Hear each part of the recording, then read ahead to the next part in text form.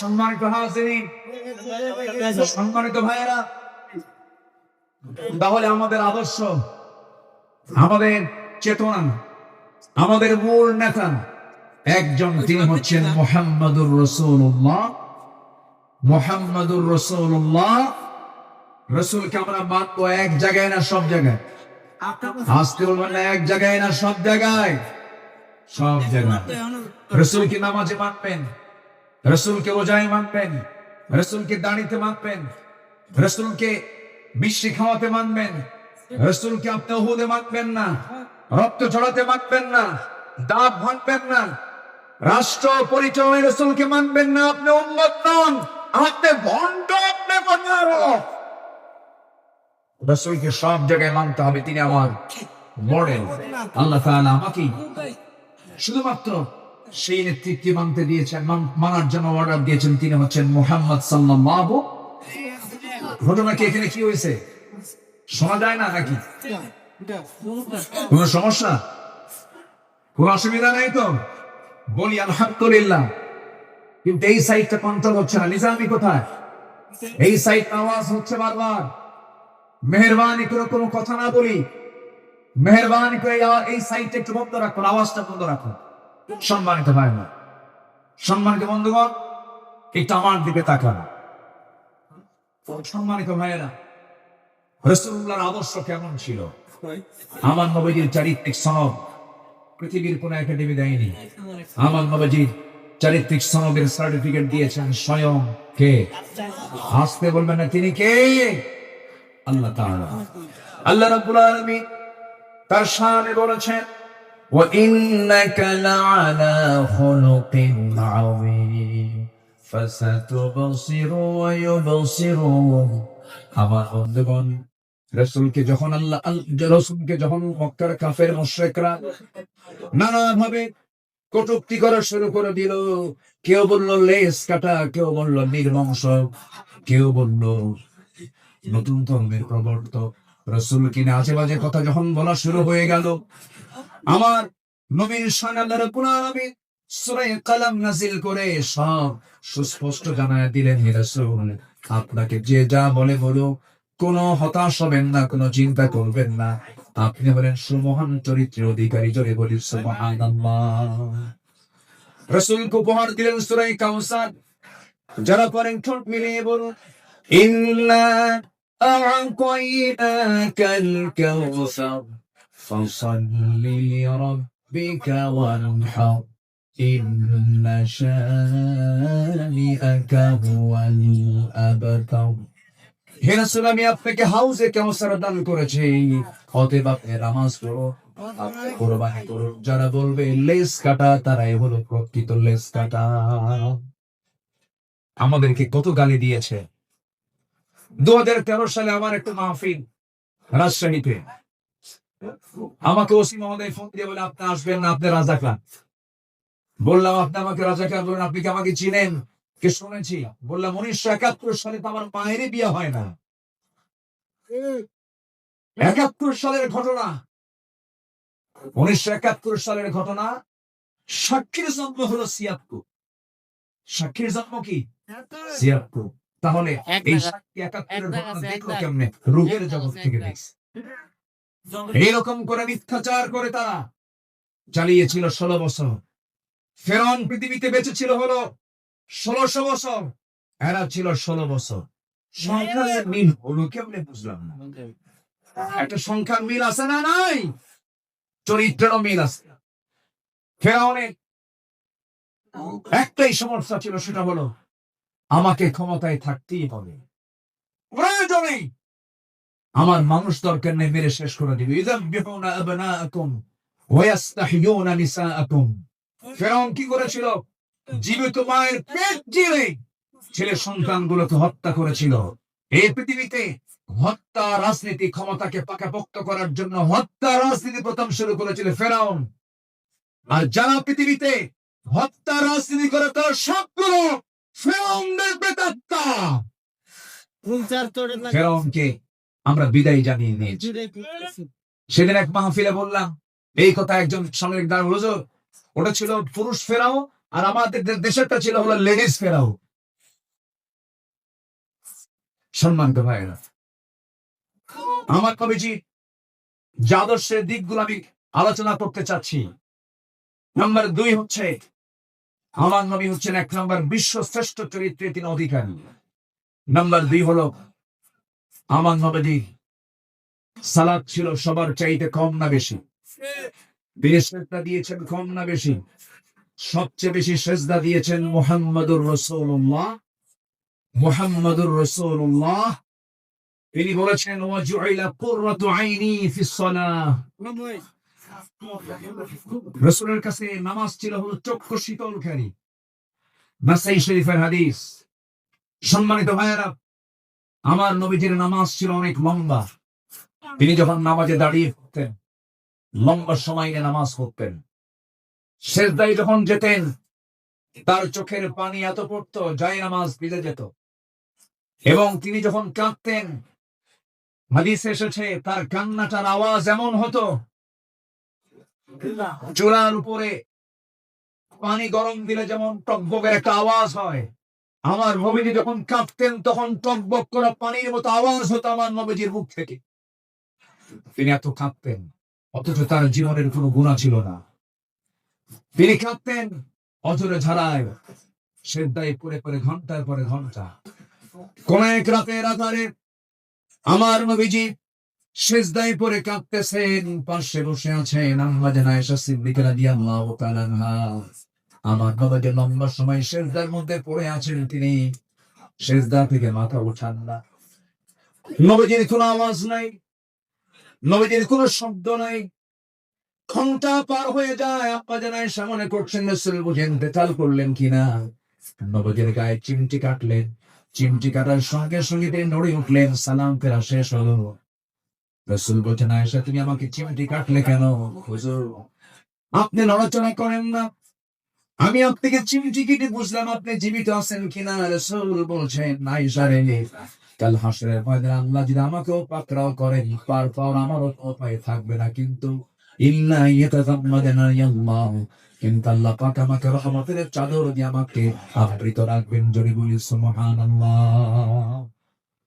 নবীজি ছিলেন নাম্বার 3 সর্বশ্রেষ্ঠ শ্রম পালনকারী। তিনি সারা জীবন প্রতি সোমবার এবং বৃহস্পতিবার তিনি শ্রম পালন করতেন। আমার নবীজি তু'রাদুল আ'মালু ইয়াওমাল ইসনাইন ওয়াল খামিস ফাউহিব্বু আই ইউ'রাদা আমালি ওয়া আনা সাইম। আমার নবীজি সোমবার এবং বৃহস্পতিবার তার রোজা কখনো বাদ হতো না। শাবান মাসে সবচেয়ে বেশি তিনি রোজা পালন করেছেন। যুবকরা যৌবনকে কন্ট্রোল করতে হবে। তোমার যৌবন নষ্ট করা যাবে না, তোমার চরিত্র সাইয়েদনা ইউসুফের মতো হতে হবে।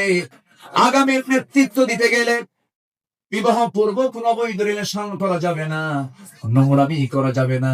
কিছু যুবক আছে দেখতে পাবে গার্লস স্কুলের সামনে যায় কিছু যুবক আছে ইতিমের মতো বসে থাকে। আছে না? কিছু আছে না? নাই? ইতিমের মতো বসে থাকে, বাপও নাই মাও না। তোমার এগুলো করা যাবে না।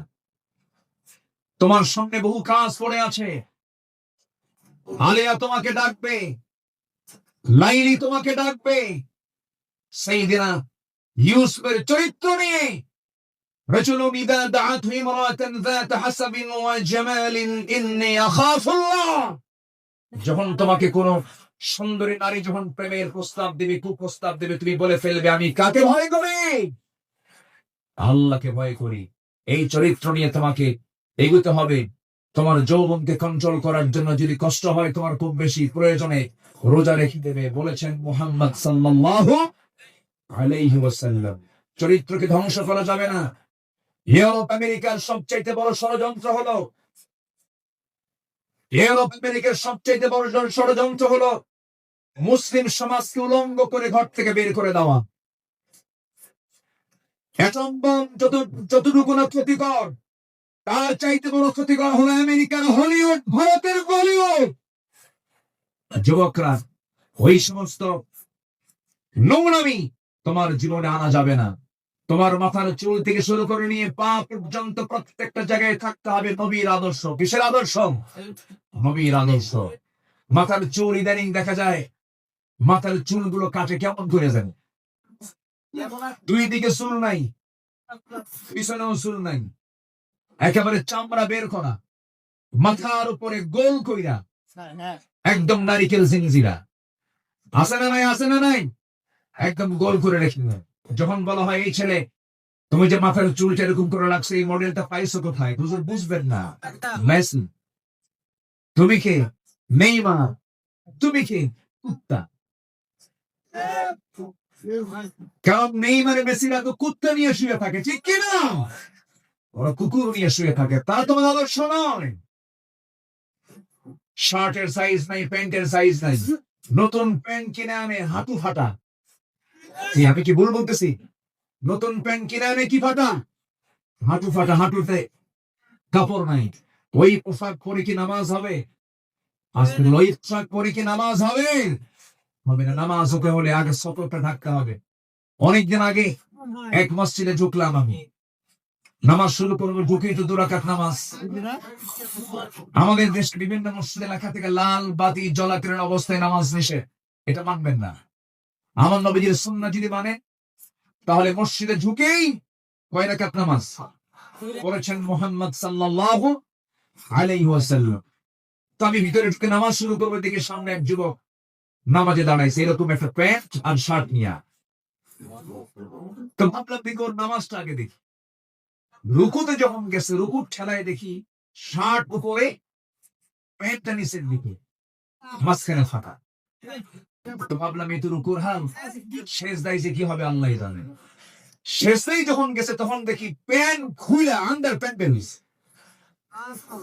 এই হলো পোশাকের হাল। এই জাতীয় কোন পোশাক যুবকরা পরবে না। তোমার সূরত এবং সিরাত হতে হবে নবীর আদর্শ উজ্জীবিত, নবীর আদর্শের মতো হতে হবে, নবীর আদর্শকে লালন করতে হবে। সম্মানিত ভাইয়েরা, নাম্বার 4, আমার নবী ছিলেন অশেষ দানশীলতার শ্রেষ্ঠ একটা উদাহরণ। তিনি বেহিসাবি দান করতেন, কিচ্ছু রাখতেন না, সব দিয়ে দিতেন দিন প্রতিষ্ঠার সংগ্রামে। রাসূল যেদিন মারা যাবেন, আমার নবীজির ইন্তেকালের সময় হয়ে গেল, নবীজি দুনিয়া থেকে বিদায় নেবেন, আম্মা জান আয়েশার উরুর উপরে মাথা রেখেছেন। নবীজি যে কোনো মুহূর্তে দুনিয়া থেকে বিদায় নেবেন। এমন সময় বলছেন, আয়েশা রে, আমি মনে হয় দুনিয়া থেকে বিদায় নেব, আমার মনে হয় বিদায় লগনটা চলে আসছে, যে কোনো মুহূর্তে মালাকুল মউত চলে আসবে। দেখো তো আমার ঘরের মধ্যে কোনো কিছু আছে নাকি। গোটা ঘর তালাশ করে কয়েকটা স্বর্ণের টুকরা বের হলো। আমার নবীজি হাতের তালুতে নিয়ে বললেন, আয়েশা, এতটুকু সম্পদ আমি রাখতে চাই না, এতটুকু সম্পদ আমি একামতে দিনের কাজে আমি দান করে দুনিয়া থেকে বিদায় হতে চাই। আমার নবীজি হাতে দান করেছেন। নাম্বার 5 হলো পৃথিবীর সবচাইতে শ্রেষ্ঠ সৎ প্রেম এবং সৎ পরায়ণ স্বামী ছিলেন। আয়েশা বলেন, রাসূল আমাকে এত পরিমাণ ভালোবেসেছেন, রাসূল বলেছেন, শরীর খাওয়া যেমন শ্রেষ্ঠ, আমার স্ত্রী হলো সবার মধ্যে শ্রেষ্ঠ। আমি আয়েশাকে দারুণ ভালোবাসি। আমার নবীজি একজন আদর্শ স্বামী ছিলেন, শ্রেষ্ঠ স্বামী ছিলেন। আমার নবীজির চারিত্রিক গুণ নিয়ে যদি আমরা আলোচনা করতে যাই, গোটা রাতেও শেষ হবে না, কেউ কোনোদিন শেষও করতে পারবে না, কারণ তার চারিত্রিক সনদ আল্লাহ পাক নিজে দিয়েছেন। আর তার চরিত্রগুলো কানা খুলুকুল কোরআন, তার চরিত্রই হলো কোরআনে কারীম। চলে বলি সুবহানাল্লাহ। আমার নবীর নাম্বার 6, তিনি ছিলেন একজন অলংকারিত শ্রেষ্ঠ বাবা। এমন বাবা পৃথিবীতে আর খুঁজে পাওয়া যাবে না। রাসূল 4 মেয়ের বাপ ছিলেন। কয় মেয়ের বাপ ছিলেন বলে? আস্তে কয় মেয়ের বাপ ছিলেন? আল্লাহ পাক আমাকেও আপনাদের দয়ায় 4টা মেয়ের বাবা আমাকে বানিয়েছেন। এত আস্তে আলহামদুলিল্লাহ বললেন, বিয়ে কি আপনি দিবেন না? এটা শুনে বলেন না আলহামদুলিল্লাহ। 4টা মেয়ের বাবা ছিলেন মুহাম্মদ সাল্লাল্লাহু আলাইহি ওয়াসাল্লাম। নবীজি মেয়েদেরকে বিয়ে দিয়েছে। সাইয়েদনা ওসমান কি মেয়ে দিয়েছেন, আবার সাইয়েদনা আলীকেও মেয়ে দিয়েছেন। একজনকে দিয়েছেন ধনীর ছেলের সাথে, আরেকজনকে দিয়েছেন গরিব ছেলের সাথে। রাসূল কি ব্যালেন্স করেছেন? সবচাইতে প্রিয়, সবচেয়ে আদরের দুলালী ফাতিমাকে গরিব ছেলের সঙ্গে বিয়ে দিয়েছে। বিয়ে যেদিন দিলেন, রাসূল বললেন, ও ফাতিমা, আমি তোমাকে এমন স্বামী তোমার হাতে তুলে দিলাম, এমন স্বামী আমি তোমাকে দিলাম, যার সম্পদ নাই, টাকা নাই, পয়সা নাই, ঘর নাই, বাড়ি নাই, কিচ্ছু নাই, কিন্তু মাথা থেকে পা পর্যন্ত তাকওয়া দিয়ে ভরা।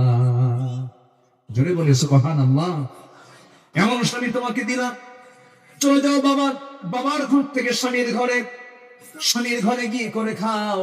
মৃত্যুর দিন পর্যন্ত যেন স্বামীর বিরুদ্ধে একটা নালিশ আমার কানে না আসে। এই কথা বলে বিদায় দিয়ে দিলেন। আমার নবীজি 3 দিন পার হয় নাই, ফাতিমাকে না দেখলে তিনি অস্থির হয়ে যেতেন। আমার ফাতিমা কোথায় গেল, আমার ফাতিমা কোথায় গেল। আমার নবীর ঘরে একদিন ফাতিমা আসলে বসে বসে তিনি সালাত আদায় করছেন। রাসূল বলছেন, ফাতিমা, বসে বসে নামাজ পড়া তো তোমার ঠিক হয়, তুমি তো জবিতি মানুষ। এবার তিনি বলছেন, আব্বা জান, আমিও জানি আমি বসে বসে নামাজ পড়ি না, কিন্তু দাঁড়িয়ে দাঁড়িয়ে নামাজ পড়ার হেতু হলো, আমি যে দাঁড়িয়ে দাঁড়িয়ে নামাজ পড়বো, আমার গায়ে যে জামাটা দেখতে পাচ্ছেন বাবা, এর পিছনের একটা অংশ তালি যুক্ত অংশ আছে। আমি যদি দাঁড়িয়ে থেকে নামাজ আদায় করতে যাই, আপনার চোখে এই তালি অংশটুকু পড়তে পারে। আপনি হয়তো আমার স্বামীর ব্যাপারে নেগেটিভ সেন্স আনতে পারেন, হারে আমার মেয়ে কালী, আপনি কষ্ট দেয় আমার স্বামীর এতটুকু দুর্নাম প্রকাশ পেয়ে যাক, আমি এটা চাই নাই বলে আমি বসে বসে নামাজ আদায় করছি। জোরে বলি সুবহানাল্লাহ। এবং মেয়েকে বিয়ে দিয়ে বললেন, ও আমার মেয়ে ফাতিমা, স্বামীর ঘরে চলে যাও, মৃত্যুর দিন পর্যন্ত যেন স্বামীর বিরুদ্ধে একটা নালিশ যেন আমার কানে না আসে। সংসার করে খাও, বিয়ের পরে বাবার ঘরের চাইতে শ্রেষ্ঠ ঘর হলো স্বামীর ঘর, স্বামীর ঘরে করে খাও। কিন্তু আজকের বাপরা কি তা করে? আজকের বাপরা কি করে জানেন? মেয়ে বিয়ে দিয়ে কয়, মা চলে যা স্বামীর ঘরে, যদি কিছু বলে শুধু ফোন দিবি, হাইয়া পালাবো। ঠিক আছে না? এই আচরণ করা ঠিক নয়। আমার নবীজি একদিন বসে আছেন, ফাতিমা রাদিয়াল্লাহু তাআলা আনহা তিনি তার আব্বার সঙ্গে দেখা করার জন্য আসছেন। এসে বলছেন, আব্বা, আপনি হলেন রাষ্ট্রপ্রধান, আপনি যা বলবেন তাই হয়ে যাবে। আমি অভিযোগ নিয়ে আসি নাই, স্বামীর সঙ্গে পরামর্শ করে এসেছি। আমরা যে ঘরে থাকি ভাড়ার ঘর, মেঝেটা কাঁচা, গায়ে পায়ে কাপড়ের ময়লা লেগে যায়। আপনার 2টা নাতি হাসান হোসাইন, এদেরকে নিয়ে আমি সামলাতে পারি না। দেখুন তো একটা খাদেম নিযুক্ত করা যায় নাকি, একটা কাজের মানুষ নিযুক্ত করা যায় নাকি। আমার রাসূল বলছেন, ও আমার কলিজার টুকরা মেয়ে ফাতিমা, এদিকে আসো। তোমার বাবা তার নিজের কাপড় নিজে ধৌত করে, নিজের ঘর নিজে ঝাড় দেয়। তোমার পিতা কারো সাহায্য নেয় না তার ব্যক্তিগত কাজের ক্ষেত্রে। আমি চাই আমার মেয়ে ফাতিমা, তুমি এমনই থেকে যাও, দুনিয়াটাকে বড় করার চেষ্টা করো না ফাতিমা। আমি তোমাকে একটা আমল শেখায় দিচ্ছি, তুমি যাও সে আমলটা করো। সুবহানাল্লাহ, আলহামদুলিল্লাহ, আল্লাহু আকবার 33 বার করে সকাল সন্ধ্যা করবে। আমার আল্লাহ তোমার সমস্ত কাজের জিম্মাদার হয়ে যাবেন। জোরে বলি সুবহানাল্লাহ।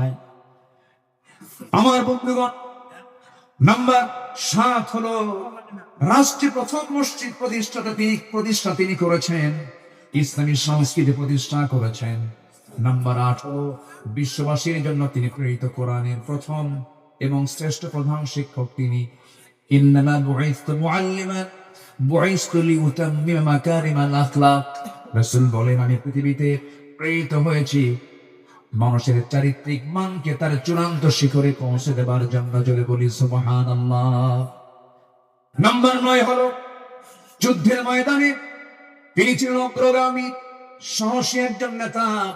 পদক, উহুদ, খন্দক, এই সমস্ত যুদ্ধ তার প্রতিটা যুদ্ধে আমার নবীজি সবার পেছনে না সবার আগে, সবার পেছনে না সবার আগে, সবার আগে। সবচেয়ে মার খেয়েছেন উহুদের ময়দানে, সবচেয়ে বেশি রক্ত ঝরিয়েছেন মুহাম্মদুর রাসূলুল্লাহ, মুহাম্মদুর রাসূলুল্লাহ সাল্লাল্লাহু আলাইহি ওয়াসাল্লাম। নাম্বার 10, সময় তো অল্প, আমাকে সংক্ষিপ্ত করে বলতে হচ্ছে। নাম্বার 10, সর্বদা তওবার জন্য চিত্তের অধিকারী, অস্থির মনের অধিকারী, সর্বদা তিনি তওবা করতেন এবং তিনি বলতেন, তুবু ইলাল্লাহ ফাইন্নী আতুবু ফিল ইয়াউমি 100 মাররা। ও আমার সাহাবীরা, তোমরা বেশি করে তওবা করো, আমি বিশ্বনবী সারাদিন 100 বারেরও বেশি বার তওবা করি। আল্লাহু আকবার। এই আমলগুলো আল্লাহ পাক সবাইকে করার তৌফিক দান করুন, জোরে বলি আমিন। নাম্বার 11, এই পৃথিবীতে তিনি সবচেয়ে বড় জাকির ছিলেন, সবচেয়ে বেশি তিনি জিকির করনেওয়ালা ছিলেন মুহাম্মদ সাল্লাল্লাহু আলাইহি ওয়াসাল্লাম। তিনি বলেছেন, মান ক্বালা সুবহানাল্লাহ ওয়া বিহামদিহি ফি ইয়াউমিন 100 মাররাতিন হুত্তাত খাতায়াহু ওয়া ইন কানাত মিথলা যাবাদিল বাহর। অর্থাৎ যদি কেউ 100 বার সুবহানাল্লাহ ওয়া বিহামদিহি এটা যদি বলতে পারে, তাহলে সমুদ্রের ফেনা পরিমাণও যদি গুনাহ হয়, সেই গুনাহ আল্লাহ পাক তার জীবন থেকে সাফ করে দিবেন। রাসূল তার জিহ্বা সর্বক্ষণ কার জিকিরে ব্যস্ত থাকতো? আস্তে বলুন, কার জিকিরে ব্যস্ত থাকতো? আল্লাহর জিকিরে। নাম্বার 12 হলো ধৈর্যশীলতা। জীবন্ত উদাহরণ ছিলেন মুহাম্মদুর রাসূলুল্লাহ সাল্লাল্লাহু আলাইহি সাল্লাম। ধৈর্য কাকে বলে? ধৈর্য কি? তার বাস্তব প্রমাণ হচ্ছেন মুহাম্মদ সাল্লাল্লাহু আলাইহি ওয়াসাল্লাম। মক্কার 13টা বছর তিনি মার খেয়েছেন, কত নির্যাতন সহ্য করেছেন, কত অত্যাচার তিনি সহ্য করেছেন। মক্কার 13 বছরের সাহাবায়ে কেরামকে মেরে মেরে রক্তাক্ত করেছে। খাব্বাবকে মেরে জ্বলন্ত অঙ্গার পিঠের মধ্যে ঢুকে গেছে, চর্বি দিয়ে অঙ্গার নিভে গেছে, তবুও তাদের মুখ থেকে একবারের জন্য বাক যায়নি লা ইলাহা ইল্লাল্লাহ। কি ধৈর্যশীলতার তিনি পিরামিড ছিলেন, ধৈর্যের এক পিরামিড ছিলেন মুহাম্মদ সাল্লাল্লাহু আলাইহি ওয়াসাল্লাম। মক্কার মাটিতে নির্যাতন করা হয়েছে, সাহাবায়ে কেরামদের উপর অমানবিক অসমিক অত্যাচার করা হয়েছে, কিন্তু এক চুল পরিমাণ তারা নড়েন নাই। বেলালের কথা কে না জানেন, সুমাইয়ার কথা কে না জানেন, ইয়াসার পরিবারের কথা কে না জানেন। এই সমস্ত সাহাবায়ে কেরামের রক্তদানের মধ্য দিয়ে দিন কায়েম হয়েছে। সম্মানিত ভাইয়েরা, দিন কায়েমের জন্য যদি ধৈর্যের পরিচয় দিয়ে 13 বছর মক্কায় মার খেয়ে মদিনার 10 বছরে যদি সাহাবায়ে কেরামের জীবন দিতে হয়, আমার নবীজির দান্দা মোবারক শহীদ করতে হয়, কোমর যদি হারাতে হয়, আমার নবীজির মাথা থেকে পা পর্যন্ত অসংখ্য আঘাতের চিহ্ন যদি বহন করতে হয় নবীজির জীবন থেকে, সেই দিন কায়েমের জন্য আগামীর বাংলাদেশ আমরা দিন প্রতিষ্ঠার জন্য যদি আমাদের রক্ত দিতে হয়, জীবন দিতে হয়, সেই নবীর পন্থায় কি জান মাল কোরবান দিতে রাজি আছেন? রাজি আছেন কারা কারা? না কিছু করে আল্লাহকে সাক্ষী রেখে দেখায় দেন।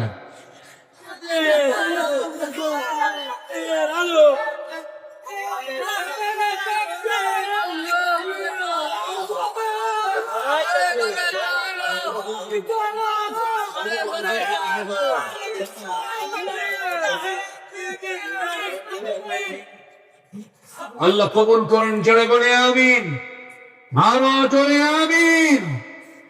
ভাইরে, জীবন দেওয়া তো সস্তা না, যত রক্ত লাগে দেব, প্রয়োজনে লোক পাঠাবো, আমি যাব না। এই চরিত্রের মুনাফিক আমার দেশে আছে না? না ভাই, আবু সাঈদরা জীবন দেয়, আমার দেশের কিছু মুসলিমরা ফতোয়া দেয়, ও তো শহীদ হয় না। আবু সাঈদরা জীবন দেয়, শহীদ অসীমরা জীবন দেয়, আমার দেশের কিছু ফতুয়ার সন্তান আসে, ফতুয়া সন্তান ফতুয়া দেও নাকি শহীদ হয় নাই। তুমি কোন কসু করছো? আমার দেশে 16 বছর অনেক ওলামা, অনেক আলেম আমার দেশে অবস্থান করছেন, এখনো আছেন। বিগত 16 বছর তাদের উপর একটা মামলা তো দূরের কথা, একটা আচরও গায়ে লাগে নাই। দেশ যখন পট পরিবর্তন হয়েছে, চোরের মায়ের বড় বড় মুনাফিক চেনা যায় নামাজে নয়, মুনাফিক চেনা যায় রোজায় নয়, মুনাফিক চেনা যায় সূরাতে নয়, মুনাফিক চেনা যায় হলো ময়দানে, মাঠে, জিহাদের প্রান্তরে। সম্মানিত ভাইরা, আমার সময় ফুরিয়ে যাচ্ছে, আমি যে কোনো মুহূর্তে শেষ করে দেব। আজকের মাহফিলে কাঙ্ক্ষিত মেহমান আছেন, বিশেষ করে আমার পরপরই টোস্ট দে টোস্ট আইলে তো টোস্ট টোস্ট খাই জি পাশে ওটা খা বিশেষ করে এই দেশের ইসলামী আন্দোলনের জীবন্ত শহীদ তালহা বিন ওবায়দুল্লাহর যোগ্য উত্তরসূরি ডক্টর শফিকুল ইসলাম মাসুদ হাফিজাহুল্লাহ তিনি অল্প সময়ের মধ্যে আমাদের মাঝে আসবেন। জোরে বলি ইনশাআল্লাহ, জোরে বলি ইনশাআল্লাহ। তার বয়ান ছিল মাগরিবের পরে, উনি আসতে একটু পথে জ্যামের কারণে দেরি হচ্ছে বিধায় আমি আগেই উঠেছি। উনি ওনার তেজোদ্দীপ্ত হৃদয়ের খোরাক আপনাদের জুটাবেন। জোরে বলি ইনশাআল্লাহ, আরো জোরে বলি ইনশাআল্লাহ। সম্মানিত হাজিরিন, নাম্বার 12 যে গুণটার কথা বলছিলাম, আমার নবী ছিলেন ধৈর্যশীলতার এক মূর্ত প্রতীক। তায়েফের ময়দানে গিয়ে রাসূল দাওয়াত দিতে গিয়ে ফুল পেয়েছেন না পাথর পেয়েছেন? আসতে পায়, ফুল পেয়েছেন না পাথর পেয়েছেন? পাথর পেয়েছেন। আমার নবীজি মক্কার মাটিতে দাওয়াত দিতে গিয়ে নবীর বিরুদ্ধে মামলা হয়েছে, হামলা হয়েছে, নির্যাতন হয়েছে, আঘাত করা হয়েছে, রক্তাক্ত করা হয়েছে। রাসূল 13 বছর মার খেয়েছেন, কিন্তু মদিনায় আসার পরে তিনি শুধু মার খান নাই, মার দিয়েছেন। এখান থেকে প্রমাণ হয় মায়ের খাওয়া যেমন সুন্নাত, মায়ের দেওয়া যেমন সুন্নাত। প্রয়োজনে বাতিল শক্তিকে আঘাত করার জন্য মায়ের দিতে হবে। রাজি আছেন কাজ করা হয় দুটো করে দেখা হয়।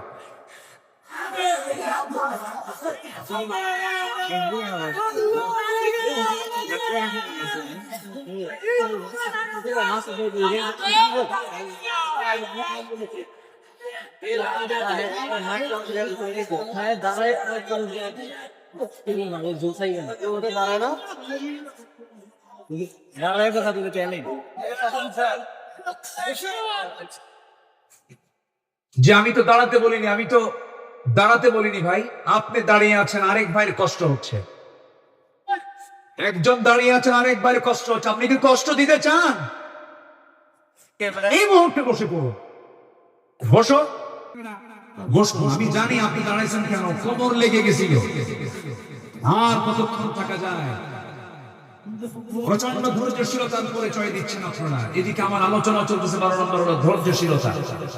ধৈর্য ধারণ করার শক্তি দাও গো মেহেরবান আমায়, দাও গো মেহেরবান। ধৈর্য ধারণ করার শক্তি দাও গো মেহেরবান আমায়, দাও গো মেহেরবান। বুকের ভেতর ব্যথার নদী বইছে অবিরাম, বইছে বইছে অবিরাম। ধৈর্য ধারণ করার শক্তি দাও গো মেহেরবান আমায়, দাও গো মেহেরবান। জোরে বলি আমিন, আরো জোরে আমিন। নাম্বার 13 হলো সৎ নেতৃত্ব এবং ন্যায় বিচারে উজ্জ্বল দৃষ্টান্ত রেখেছেন মুহাম্মদুর রাসূলুল্লাহ সাল্লাল্লাহু আলাইহি ওয়াসাল্লাম। সবার কম বেশি জানা আছে আমার নবীজির কাছে এক সম্ভ্রান্ত মহিলা চুরির প্রমাণ মিলেছে। নবীর কাছে রিপোর্ট এসেছে, রাসূল বললেন তোমরা এই মহিলাকে নিয়ে যাও, কোনো কথা নেই। ইসলামের যে সিদ্ধান্ত, হাত কেটে ফেলা, ফাকতাউ আইদিয়াহুমা, আস-সারিকু ওয়াস-সারিকাতু ফাকতাউ আইদিয়াহুমা, কোনো কথা নেই, চুন্নি হলেও হাত কেটে দিতে হবে। সেই সম্ভ্রান্ত পরিবারের সদস্যবৃন্দ সাইয়েদনা ওমর ফারুকের কাছে গেলেন, গিয়ে বলতেছে সাইয়েদনা ওমর, আপনি যদি একটু সুপারিশ করতেন, হয়তো আমাদের রাসূল একটু এখানে ক্ষমার দৃষ্টিতে দেখতেন, লঘু শাস্তি দিতেন।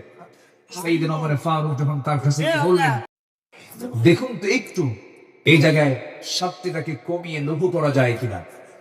আমার নবীজির চেহারা রক্তিম আকার ধারণ করলো, নবীজির চেহারা লাল বর্ণ আকার ধারণ করলো। নবীজি এবার বলছেন, ওমর তোমার দ্বারস্থ কোথায় গেল? তোমার আওয়াজ তো খুব স্লো হয়ে গেছে, তুমি এমন দ্বারস্থ তোমার হারিয়ে গেল কেন? ওমর তুমি আমাকে যে প্রস্তাব দিতে এসেছো, আমি তোমাকে স্পষ্ট ভাষায় জানান দিতে চাই। এই জায়গায় আল্লাহি লাউ আন্না ফাতিমাতু বিনতে মুহাম্মদ সারাকাত লাকাতা'তু ইয়াদাহা, যদি এই মুহূর্তে আল্লাহর কসম করে বলি আমার কলিজার টুকরা ফাতিমা বিনতে মুহাম্মদ যদি চুরি করে ধরা পড়ে যেত, আমি রাসূল সময়কে সাক্ষী রেখে নিজ হাতে আমি আমার ফাতিমার হাত কেটে দিতাম। জোরে বলি আল্লাহু আকবার, আরো জোরে আল্লাহু আকবার। সেই বিচার, সেই শাসনকে আমরা দেখতে চাই। সেই বিশ্বনবী তৈরি করা, তিনি যে পার্লামেন্ট তৈরি করেছিলেন, যে আদালত কায়েম করেছিলেন, কোরআনের আদালত, সেই কোরআনের আদালতকে আমরা দেখতে চাই। তাহলে আমরা সৎ এবং যোগ্য নেতৃত্ব কায়েম করব, সেই কাজে আমরা নিজেকে প্রস্তুত করব। জোরে বলি ইনশাআল্লাহ, আর জোরে বলি ইনশাআল্লাহ। জিকির করি লা ইলাহা। এ ভাই, দাঁড়া দিস না। আর জোরে লা ইলাহা, আর জোরে সুবহানাল্লাহ আলহামদুলিল্লাহ, লা ইলাহা ইল্লাল্লাহ মুহাম্মাদুর রাসূলুল্লাহ সাল্লাল্লাহু। সবার কাছে দোয়া চাই, সবাই আমার জন্য দোয়া করবে। সবার কাছে দোয়া চাই, সবার জন্য দোয়া করে আমি এখানে শেষ করছি। সুবহানাকাল্লাহুম্মা ওয়া বিহামদিকা আশহাদু আল্লা ইলাহা ইল্লা আনতা আস্তাগফিরুকা ওয়া আতুবু ইলাইক। আসসালামু আলাইকুম।